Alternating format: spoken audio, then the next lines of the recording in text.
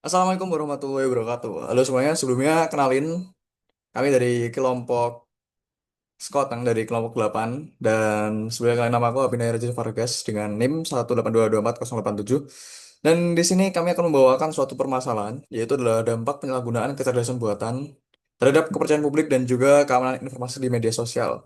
Yang dimana ini semua disebabkan oleh suatu aplikasi yang berbasis AI dengan nama Deepfake kayak gitu. Oke, selanjutnya.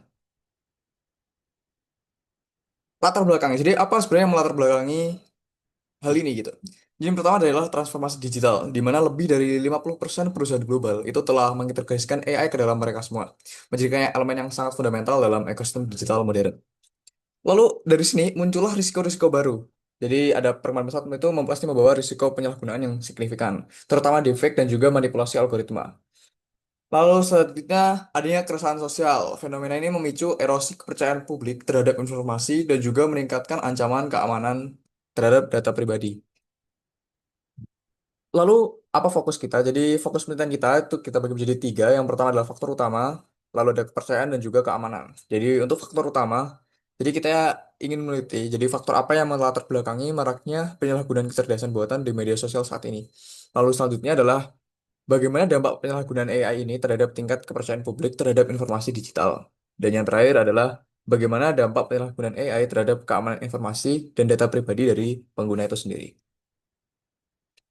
Nah, untuk menyelesaikan penelitian ini, kita perlu membuat semacam plan terhadap metodologi penelitian kami. Jadi yang pertama adalah pendekatan dulu, lalu selanjutnya adalah pengumpulan data. Yang pertama adalah pendekatan. Jadi penelitian ini menggunakan metode kuantitatif, di mana kita nanti akan mendapatkan data-data berupa nilai angka yang sangat konkret gitu dari mungkin dari Google Form dan sebagainya. Tujuannya adalah untuk mengukur korelasi antara penyalahgunaan AI tadi dengan persepsi dari pengguna. Lalu yang kedua adalah pengumpulan data. Jadi kita ingin membuat semacam kuesioner yang dia itu basisnya daring gitu ya, seperti Google Form kayak gitu atau mungkin Microsoft Form. Tapi nanti untuk selanjutnya kita akan pakai Google Form. Lalu kita dapatkan responden, lalu kita studi literatur kayak gitu. Untuk respondennya, kita semacam memberikan batasan masalah untuk ini. Jadi kita ambil mahasiswa STK ITB, di mana representasi kelompok dengan literasi teknologi tertinggi untuk saat ini gitu ya. Lalu selanjutnya adalah instrumen. Jadi instrumennya kita akan menggunakan kuesioner daring seperti yang sudah saya sebutkan tadi, yaitu adalah Google Forms.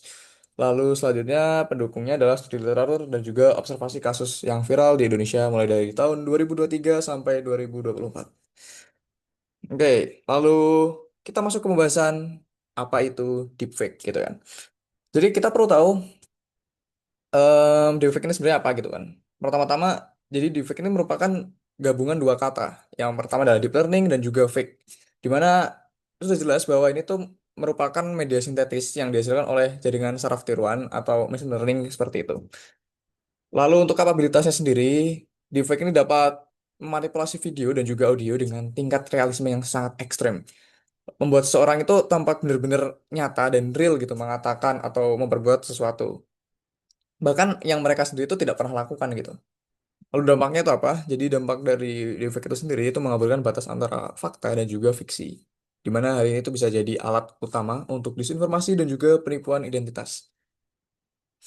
Nah, ini merupakan data yang kita dapatkan. Jadi untuk platform media sosial dari responden kita, itu mahasiswa STK sendiri, yang dimana mereka sangat aktif di ekosistem digital. Jadi mereka ini meningkatkan paparan terhadap konten AI gitu ya.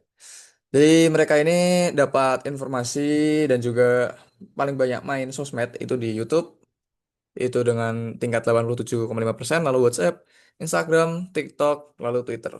Di mana eh, platform seperti ini tuh banyak sekali hal yang sangat misinformasi dan juga sangat misleading ya. Oke, lalu selanjutnya, it's nah, jadi adanya erosi kepercayaan publik.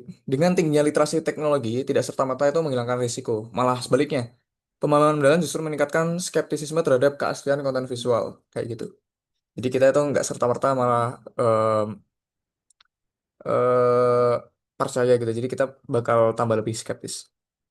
Lalu ini merupakan ancaman-ancaman dan juga dampak dari deepfake itu sendiri. Di mana yang pertama adalah pencurian biometrik. Biometrik ini kurang lebih seperti apa ya, kayak semacam kunci ya kan, kayak password gitu, tapi dari biologi. Biologi itu berarti intinya dari tubuh kita lah, tubuh manusia, entah itu sidik jari, wajah, retina, dan sebagainya.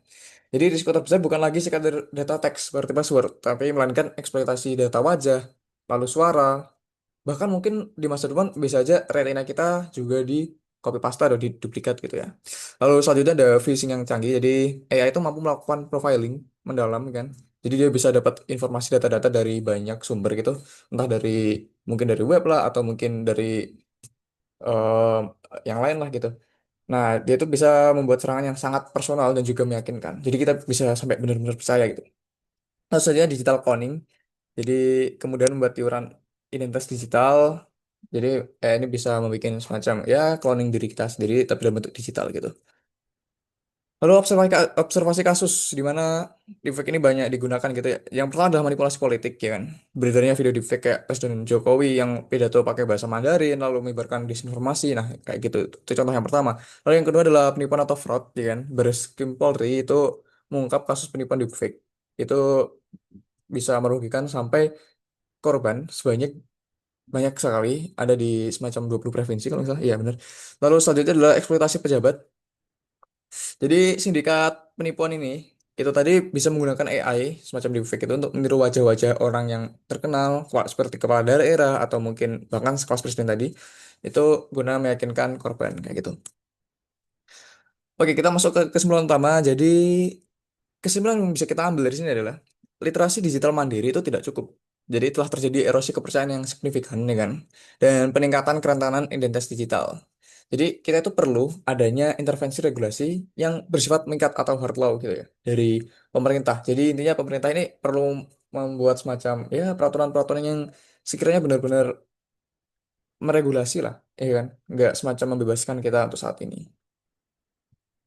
Begitu, lalu ini merupakan rekomendasi mitigasi kami. Jadi yang pertama tadi, seperti yang sudah saya sebutkan, pemerintah itu segera revisi UU ITE atau PDP ya kan, untuk mengkriminalisasi pembuatan deepfake yang berbahaya. Lalu juga membuat pelindungan terhadap biometrik. Lalu platform. Untuk platform itu kita bisa terapkan prinsip AI by design. Lalu kita mewajibkan watermark untuk konten AI, seperti itu. Lalu untuk pengguna, kita bisa mulai dari menerapkan prinsip zero trust. Jadi kita itu jangan serta-merta percaya terhadap semuanya ya kan. Kita harus nggak percaya. Kita harus mau mencari tahu ya kan. Jangan menelan semuanya mentah-mentah. Lalu juga berhati-hati bagian data, biometrik, foto, suara, resolusi tinggi. Jadi kalau kita mau upload di media sosial, kalian pikir satu kali, dua kali, tiga kali, 1.000 kali lagi ya kan. Apakah kalian worth gitu? Maksudnya kalian upload foto dengan data kalian dicuri kayak gitu. Jadi mungkin itu dulu untuk penjelasan dari saya dan kelompok saya. Kami dari kelompok Skoteng pamit undur diri jika ada kurangnya. Mohon maaf yang besar-besarnya. Terima kasih. Wassalamualaikum warahmatullahi wabarakatuh.